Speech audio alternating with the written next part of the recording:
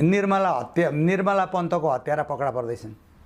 पक्राउ पर्दैछन् पर्दैछन् सुनकाण्डवाला पनि पकडा पर्दैछन् क्यान्टनमेन्टवाला पनि पकडा पर्दैछन् वाइट बडीवाला यी सबै काण्डका फाइल खुल्छन्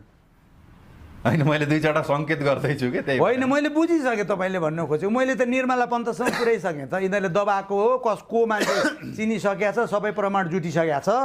खालि पक्रिनेमा त्यही कुरो हो सकेका थिएनन् गिरीबन्धु पनि त्यही हो त्यही हो नि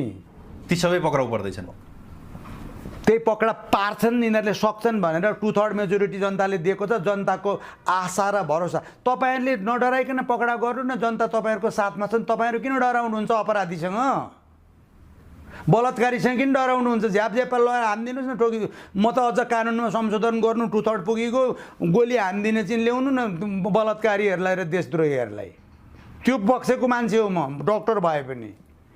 देशमा द्रोह गर्न पाइँदैन अर्काका छोरीमा रेप गरेर मार्न पाइँदैन अनि फाइल दबाउन पाइँदैन सिरियस छ क्या कुरा